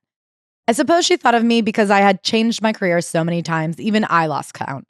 When I walked on stage and 700 people in the audience were staring back at me, my mind went blank. I can feel my chest and neck turn red. I then proceeded to have a 21-minute long anxiety attack on stage. About 19 minutes in, I forgot how to end my talk on career change, so I blurted out the 5-second rule and how I used it because I couldn't think of anything else to say. I must have blacked out because I also don't remember the part where I gave everyone in the audience my email address. It turns out that was one of the first TEDx conferences ever held. They filmed it and a year later posted the video online. Not only did it go viral, it's become one of the most watched TEDx talks of all time. So this presents it as a stumbling into a TED Talk. She, in the TED Talk, which I watched, says, you guys think you're so fancy. you're attending TED. She knows she's at a TED Talk. Like the whole time she knows she's at a TED Talk, and she has a slideshow where she presents the countdown method, the 5, 4, 3, 2, 1 method. So this thing of being like, 20 minutes in, I had no idea what I was saying. So I just told them about my 5, 4, 3, 2, 1 method. It was a slideshow that she had created. Like she made this whole thing. This was in 2011 after her first book had already come out, which she doesn't ever refer to. It's not on her website. It's not in this book. In the intro for this book, she talks about how after her TED Talk, it led her to self-publish her first book. Oh my God. And she'd already published a book? So I was like, what the fuck have I been listening to for a day and a half now? There's another book called Stop Saying You're Fine, which she has like all but erased from her history. Where'd you find it? It's on Spotify audiobooks. It's on Amazon, but on her website, she doesn't talk about it. In her book, she doesn't talk about it. In her personal narrative, it's been erased. In her personal narrative, the way— And what is it called? It's called Stop Saying You're Fine. Okay. So in her, like in the Lee from America style workshopping of your story, that book no longer fits into her story. What she wants is somebody who like accidentally was like called upon and begged to become a career coach. Yes, and she wants to be an overnight sensation. It's so funny to have written a book telling people how to like fix their lives and then be like, why would I be asked to give a TED Talk? And the reason it no longer fits into her narrative is because what she is selling you is success. She doesn't have any real credentials. All she has is the appearance of power and success. And that is what she is selling back to you as something that you too are capable of. So if she has failures in her history, they speak negatively to her story, even though as like a life and career coach, the admission that not everything has been a hit and that she has been grappling at this level of success for 20 years should be more inspiring, but it's not because it makes her seem imperfect. But doesn't she have a story like a lot of this came from we were in like hundreds of thousands of dollars of debt because I'm glad you asked. We're going to get there. Okay, because I'm like, I thought she was somebody who's like, I've overcome and you can too. So this TED Talk is from 2011. Mm-hmm. The 5-second rule came out in 2017. Her other book came out in either 2010 or 2011. So this was something that she obviously was trying to do to promote that other book because they're in the same theme. They're in the stop saying you're fine, stop saying you can't do things through line. Like this TED Talk was about the book that I had just listened to, which she no longer refers to. And specifically, repeatedly in her bio on her website, in the intro to this book, in various places, she says the 5-second rule was her first book. And she calls it her first self-published book. And I think it's because she's trying to like subtly erase the other book, which was published by, I believe, Crown Publishing. Gotcha, bitch. And in the TED Talk, she says, my name is Mel Robbins, and for the last 17 years, I've done nothing but help people get everything they want. So at that point, she was coming from a place of, I've been doing this for years, not I've stumbled into. When did she say this? In 2011. She says for 17 years, she's been in the business of helping people get what they want. Yes. And at one point, she'd been a public defender. Yes. And then she was a CNN correspondent. And then she was a life coach privately. And we're going to later talk about the 2007 Boston Magazine profile where she is the kind of like life coach to CEOs in Boston. Boston's premier life coach. And when did she graduate law school? I don't know. Okay, sorry. I guess I just am like, a lot happened. A lot happened. And a lot has been happening. I think the most important takeaway from this discovery, because of the profile in 2007, where she's going after media opportunities. I believe that's how she found herself on CNN. She has been trying to find her current status as a famous life coach for 20 years. This has been really something she's been working for a very long time. So the TEDx talk, and I think it's also important. I was like, what is TED? What is TEDx? TEDx is different. TEDx is anybody can do anything. Literally, TEDx is very much like the outlet mall of America is speaking. Mm-hmm. So this TEDx talk going viral, it's just a YouTube video that went viral. I think you and I could set up a TEDx and it's like TEDx celebrity memoirs. Then we can invite everybody who's ever read a celebrity memoir. Yes. Her TEDx talk was called How to Get What You Want, or that was her through line. And it built off of this other book she'd written called Stop Saying You're Fine. It's about losing weight, starting a business, finding love. These are all examples that she applies the same logic to. And it's like, those are all such different fucking things. She says it all comes down to one word, the F-bomb, which is fine. It's so true. Everything comes down to the F-bomb, fine. That's everything. Drag around those extra 40 pounds. You're fine? Question mark. Feeling like roommates with your spouse. You're fine? Question mark. This is so funny. And she just This is so funny because normally when somebody goes, oh, I'm fine, you go, no, it's okay. You can be honest. And they go, well, really? It's funny for somebody to go, oh, I'm doing fine. And she's like, no, you're not. You suck. And that is the entire premise of Stop Saying You're Fine.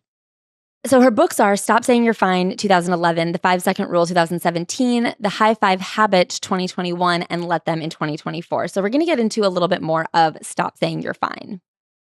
In chapter 1, there's a lot in here that is like a workshopping, like a precursor to who she becomes later. Can't believe how much Mel Robbins you consumed in 48 hours. I worked on this for a week. Number one enemy of who you're meant to be, the snooze button. The problem is you're talking to somebody who agrees. I know. Okay, the read this problem quote. is I'm such a I'm a piece of lazy shit and I hate myself. If only I woke up at 5:30 a.m. like a CEO, I'd be better. I actually want to trigger warn the rest of this. She gets wildly fat phobic. The snooze button is the perfect symbol of human resistance and the emblem of anyone who feels stuck. Stuck in a dead-end job, stuck in a holding pattern, stuck in a stale relationship, stuck with a flabby body. Flabby is not a word you hear a lot these days. Stuck with a bunch of cool ideas that you'll never find the time to execute. I mean, all of these things are so wildly different, and it speaks so much to who she was then, which was a lot more aggressive. This Mel Robbins that we know now, I'm your friend Mel. I'm waking up every day, trying my best, arguing with my kid Sawyer. That's like, I think, who she's built because this version of her didn't pop off the way she wanted it to. She wanted to be the person who's like the hard. Well, you know what era this was. Remember The Biggest Loser and like Jillian, what's her name? Just like screaming in your fucking face that you're a loser. And I guess, as you said, talk about alt-right pipeline. She is now a Fox correspondent being like, healthcare, fucking go for a jog. This is kind of the premise for this book. It's a diagnosis. You are someone who is stuck. And of course, someone who's buying a self-help book, you can kind of say likely the person is coming there because they feel stuck and they need a little bit of motivation. But the point of this and her entire platform at this point were to say, there is a right way to live life. You are likely living it wrong. And so she has to direct you in a certain direction. She has to direct you in her direction. And throughout this entire book, the correct direction is thin, rich, and heterosexually partnered. Mm-hmm. If you are not in a loving heterosexual relationship, if you are not skinny, and if you are not making the most money you could possibly make, you are in a holding pattern and your life sucks ass and you're right to feel like shit about it. There is not a single question of like any systems or realities that could possibly be making you unhappy. All you can control is yourself. It's very Republican. No one is coming to do this for you. If you want more out of life, you must grow. Every part of your body grows for your entire life. Your hair, skin, and nails are growing. Your life needs to grow too. If your life stops growing in new directions, you'll find yourself longing for more. And this I find to be deeply toxic and preposterous because I think the idea that we constantly need to be like striving and changing and like squeezing the juice out of everything. I do think, obviously, I'm very different to her, but I think that there's something to be said for like a level of satisfaction. I agree, but I also disagree. Yeah. And that life does constantly change. And it's so funny because this is what I've been kind of ranting about with the Elizabeth Gilbert of like the grand pronouncement of how to live a good life. This idea that there's ever going to be like one final destination, one singular change, like get married, get divorced, become a lesbian, do heroin. Like I actually do think life is like a constant balancing act where, you know, every few months, every few years, things are different. People around you change. You know what I mean? Like, I don't know. You could say like, I don't want to strive for more. I'm so happy with like my life and my family and blah, blah, blah. Well, your kids are going to grow up and leave. And now what? Like, I don't know. Like the thing is people around you are changing. The world is changing.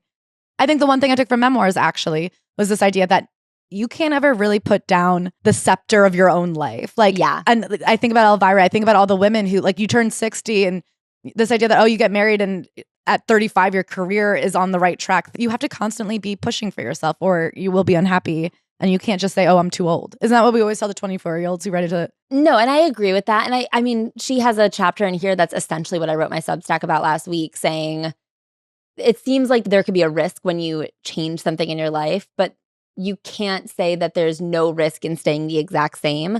You don't know what will happen if you go for a new job, but you also don't know what will happen if you, you know what, if you say, so I agree with her in that way, but I think that there is something so violent in the way that she harps on you're correct in believing your life is wrong. No, that 100%. Okay, so this is a really interesting and aggressive quote that I'd like you to read. When will it be my turn? You've probably circled around the changes you want to make in your life like a dog circles around a tree full of squirrels. Lose 80 pounds. Wow, we've really gained 40 pounds since the last time we checked in.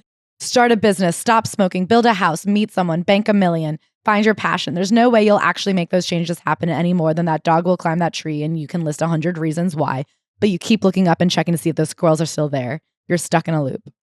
These are all such different problems that have such different solutions. And she hops on them from lily pad to lily pad. And it's like she's just cast out billions of fishing lines to be like, surely this applies to someone. Somebody feels bad in their body or in their career or in their relationship or in their... It's very when you get a tarot card that's like, oh, you're coming out of a period of wondering, huh? Yeah, normally in some area in your life, you're wondering. And so she really uses it to jump from place to place to be like, surely this applies to someone. And if you think your life sucks, you're fucking right, bitch. Yeah. So she talks about how you're fighting against your brain. Your brain wants to be comfortable and you need to push yourself to try new things. And this book just kind of like floats from space to space, blaming you for your problems and essentially being like, you just have to get started. You just have to do things. And like a lot of it comes from admitting that you want to change, which is something I agree with. There's some good advice in this book, which is admitting that you want something to be different and not being afraid of trying, which I think is really important. But so much of it is accusatory of like your own failures to give yourself the life you want. I think this is an important quote. You're making hundreds of small decisions each day to stay exactly where you are. Not trying to improve your sex life is a decision. Not exploring new career opportunities is a decision. Skipping the gym every day this week is a decision. Not calling your brother and demanding that he come home to care for your ailing mother is a decision. Doing nothing may feel easy, but it makes you unhappy. I will say, if your brother doesn't want to take care of your ailing mother, maybe just let him. Let them. And that's exactly it. Like this book didn't work. Yeah. And so she's not trying to help people. She's anecdotally using people to bolster her own like public presence. And so I think that that's one of the things that really bothers me about these self-help gurus who are clearly in it for the fame. Yeah. Is because they are getting people to confide in them in order to then use those things as anecdotes for virality. And nothing about it is true. Like nothing in her methodology is consistent. It's all about like crafting her persona for the most eyes. Yeah, she really did. Like the best scenario end goal was people getting let them tattooed on their body. Yes. That's more important than anybody's life changing. Exactly. And I think she's right about needing to admit to yourself when you want to change. But one of her big mistakes in this book is believing that like a consistent and easy to fall back on thing we could all agree upon is fat phobia. And any of the serious topics that she gets into is about like drug use, which she has no understanding of. And she'll talk a little bit about relationships, but not really. I think at this point she was very afraid to put her own self out there, which when I listened to her podcast last year and when I read Let Them, you really find her being a bit self-deprecating and saying, I needed this tool because I lacked motivation in my life. And, you know, she mentions it a little bit in her TED Talk and at the beginning of this book, but the center of it isn't, I needed to help myself and I'm going to use my own shit to help you. It's like, I'm superior and you're inferior and let me tell you how to become me. Like, this is much more like, I'm living my life the correct way and you're not. And so you should want to listen to me. And it didn't work. For the first time in God knows how long, Nancy catches a glimpse of herself nude in the full-length mirror. She's horrified by what she sees. Nancy has just admitted to herself that she's obese, and even worse, she feels extremely lonely. The tough shell is cracked. This is the truth. She can't lie to Janice anymore, and she can't lie to herself. She wants her life back. She wants a man. She wants to be in love. So Nancy was 61 and single and let herself go. But now that she's finally admitted to herself that she needs to change, she's on the right track. And then she goes into saying, like, you have to tell people what they want so that they can help you help yourself, which again, it's like not really what Let Them is about, but yeah. Tell them you're committed to losing 120 pounds. Oh my God. It keeps climbing. So this is a woman who's afraid to go to a luncheon because she's on a diet and she doesn't want to be tempted by the dessert table. Sure. Tell them you're committed to losing 120 pounds and you're not allowed anywhere near the dessert table and it's their job to keep you from it. Mary, you need to lose 120 pounds. I don't think they'll be surprised you're on a diet. Okay, that's really mean. And also, like, what if she's just like, let them eat the dessert? The whole point of this book is to tap on every single Jenga piece to find what's loose within you. Like, do you feel you need to lose weight? Do you feel lonely? Do you feel unsatisfied at your job? Do you feel like there is something wrong with you? And she's going to find it. And this book was too non-specific, I think, to really catch on, because you see that when she gave her TED Talk based on this book, the thing that people resonated with and the thing that made her TED Talk go viral was the 5-second rule, which became her next book. She needed like a tagline to grab onto and stop saying you're fine wasn't successful. Mm-hmm. And so she had to chop it out. And what you see in the new era Mel Robbins is someone who kind of puts herself down a little bit more. In this book, she really hypes up her husband's incredible pizza business, which according to other reading material failed during the 2008 financial crisis. So it's interesting that in 2011, she's still bragging about the pizza shop.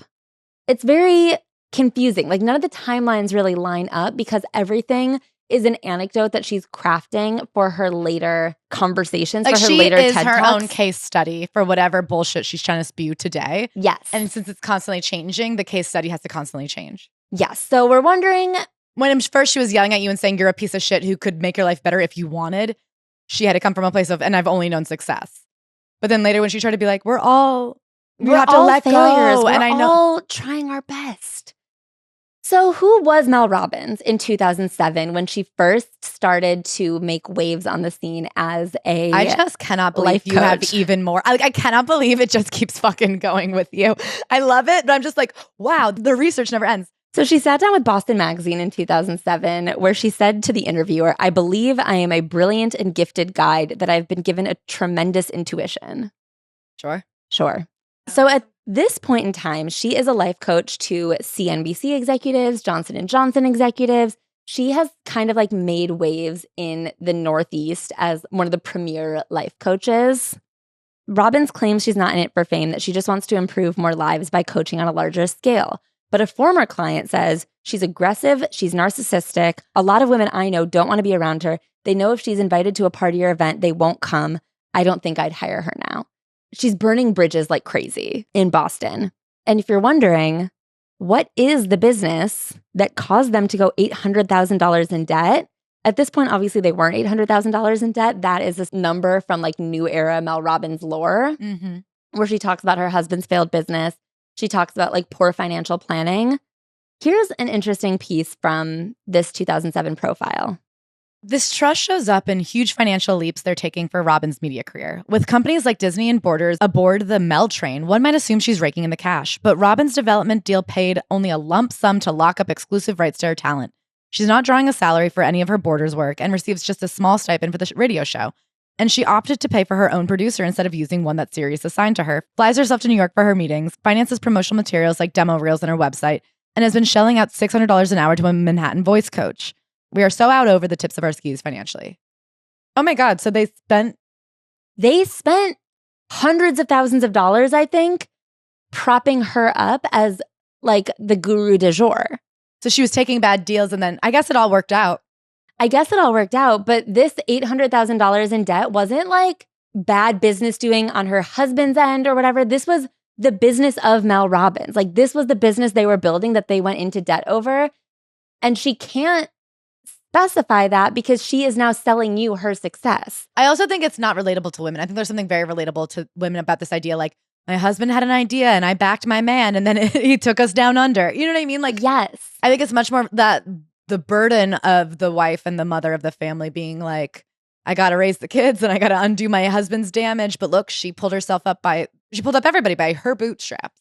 She pulled up everybody by her bootstraps. But really what she did is she invested in herself. And this is what I think is so interesting, is that I think that is interesting in terms of like a motivational speaker, someone to look up to for women, someone who said, I'm just going to almost blew everything up trying to invest in her own career and then was able to make it work by the skin of her damn teeth. But that's not what she's selling you.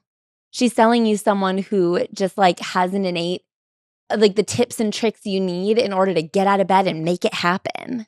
And of course, I've only had like cursory experiences with her, like clips of podcasts on TikTok and stuff. But I was under this impression that, you know, she was just like a dutiful wife. Her husband had this dream. The restaurant went under. They were suddenly under all this stress. And she just said, you know, I'm going to get tight-lipped with her. Like, you know what I mean? I'm going to do an expense sheet and we're going to try really hard and we're going to get out of it. And here's how I got our family out of it. I'm going to help you. Like, that's the origin story that I had come to gather that she was pitching. Yes. Is this idea that like I was just a mom and a wife like you. And, you know, we were thrown a tough time and I looked around and I got us out of it and I'm going to help you get you out of your tough time. Not like I've been angling at this. Yeah. So she was, it seems like after becoming a life coach, she had a lot of high profile life coaching clients in Boston. Then she ended up with a radio show where she was giving people advice on the radio show. Those are a lot of the anecdotes in her first book. And then it became this kind of speaking series at Borders where she would interview people at the bookstore and then they would go on their like YouTube channel or somewhere online, which is also interesting because she currently stands by this narrative she has that she was kind of just thrust into this TEDx conference and she didn't even know what it was, even though if you watch the TED conference, she says you're at a TED Talk. That's so I mean, to say that you blacked out, I mean, it's also like a bad story about what a public speaker you are. I mean, meanwhile, this is after she's invested tons of money into a $600 an hour voice coach. And she's just like, I'd never public spoken before. But what I'm saying is she was doing this Borders speaking series. This article came out in 2007. The TED Talk was in 2011. So the narrative that was her first time public speaking is preposterous. Is like proven false by her own digital footprint. It's like a really interesting thing that we see happen now with influencers and podcasters and in this like guru space that they're just like workshopping a narrative that works for them and for whatever they're trying to sell next.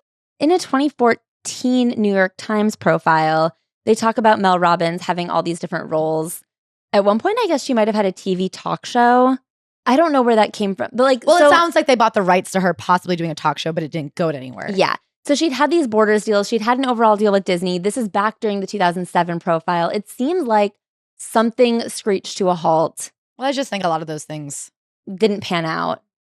And then she comes back in 2017 with the 5-second rule. I guess the TED Talk kind of bolstered her speaking career in 2011. She spent the next couple of years really building out an audience that way.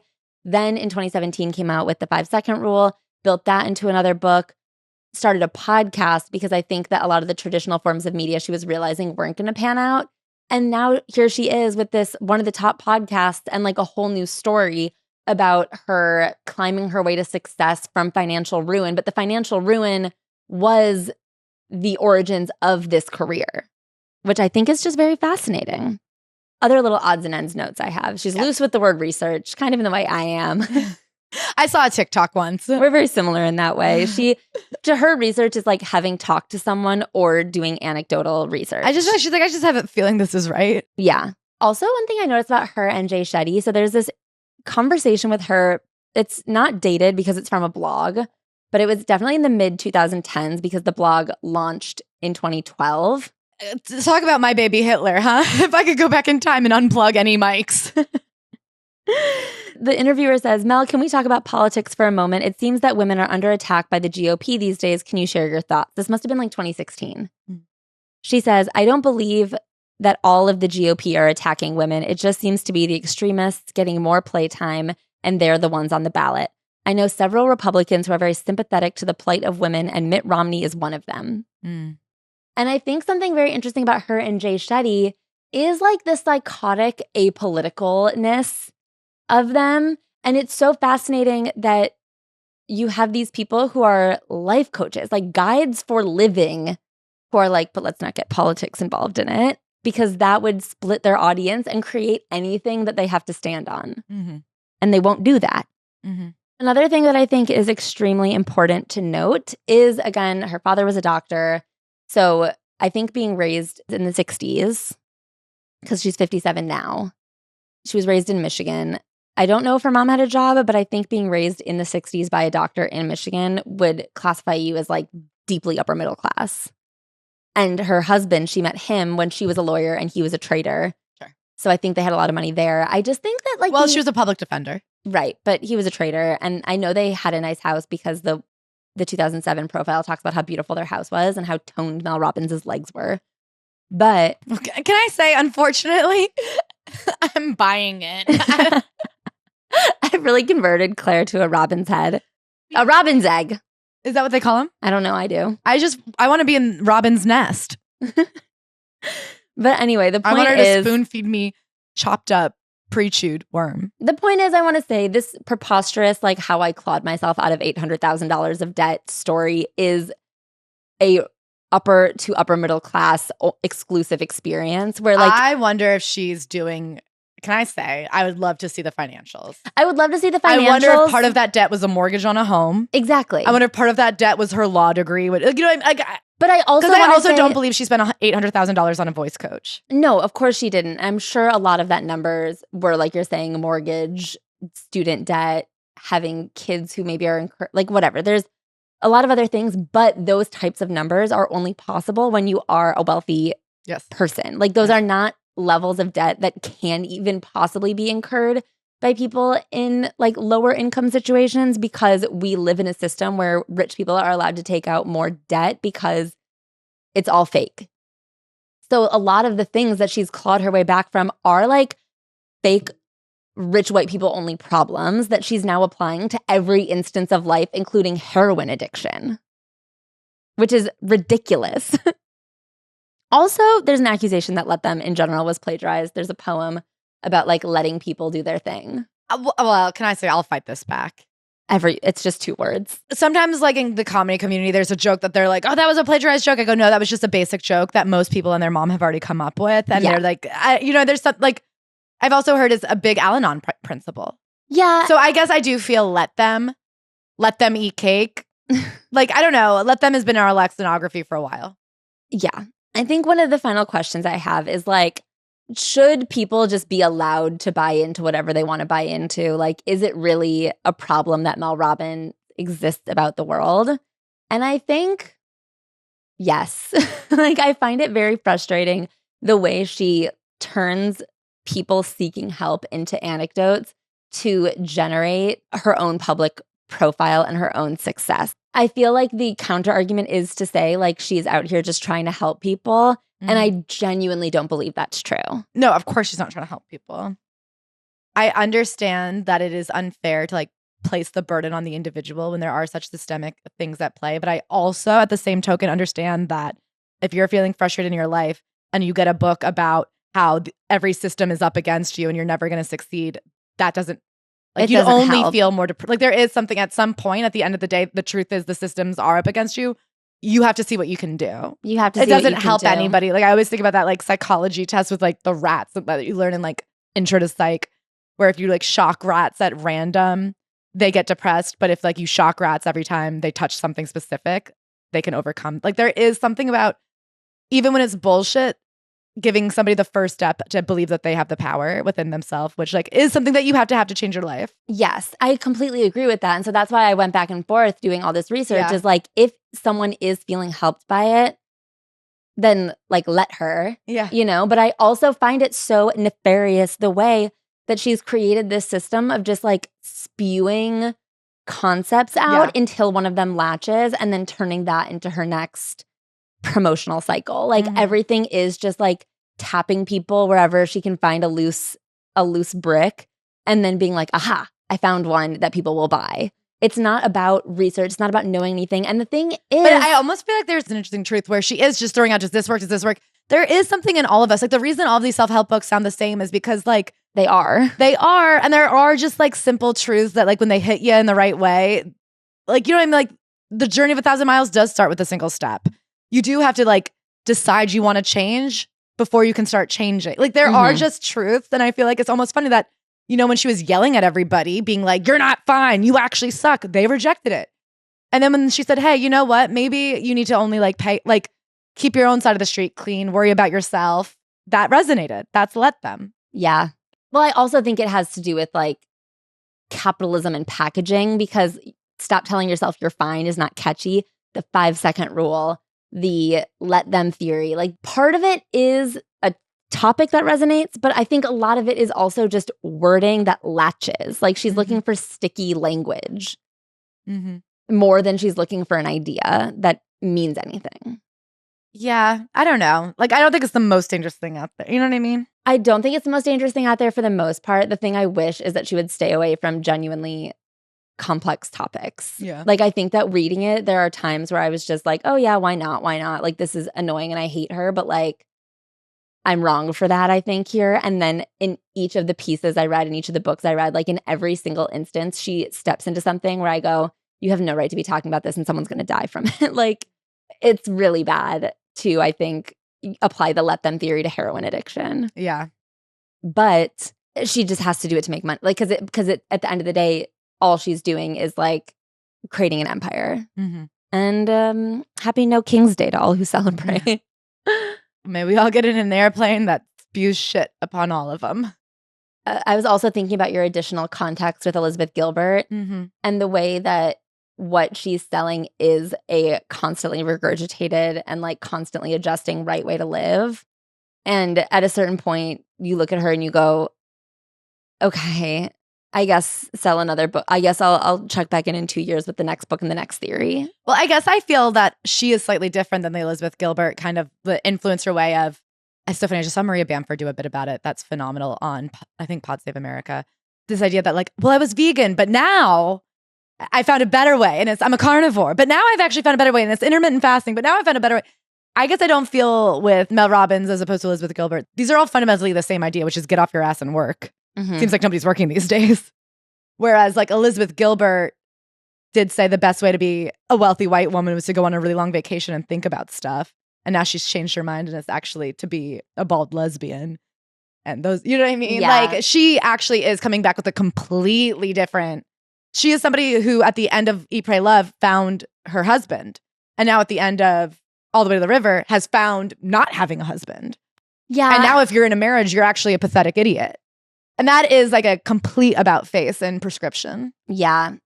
Whereas the 5-second rule isn't that different than Let Them. I know. I guess I'm so interested. What I'm interested in is that her underlying actual life story. Yeah, no, 100%. I mean, she's nothing but she's just found a way to make money. I mean, she's an Instagram poster. Yeah. My ultimate conclusion was that she doesn't care about anything other than collecting people for anecdotes. No, 100%. And I would not recommend taking her advice. Yeah. That being said, I still feel like somehow what Jay Shetty is doing is worse. Oh, yeah. Because Jay Shetty is coming at it from a spiritual aspect when he's actually just like deeply hoarding as much money as possible. And the fact that he's building out an AI tool to be like people's therapists actually feels evil. Dangerous and evil. Yeah. Anyway, so that's Mel Robbins. Should we hit him in a caps off? Yeah, who are we giving the caps off to this week? Oh, we're taking our caps off for your friend and mine, Kristen Bell. I actually have a good joke about them in my special. And I just was saying I'm so sad that it's not ready because I feel like how relevant. But then, you know, you have to guess that like clockwork in a few months, they'll be ridiculous again. It's kind of evergreen to say, what the fuck is wrong with that couple, huh? Oh, so much. So she wished her husband, Dax Shepard, a happy wedding anniversary. Can I ask, is he holding her or a child in this photo? I think that's their kid. Okay.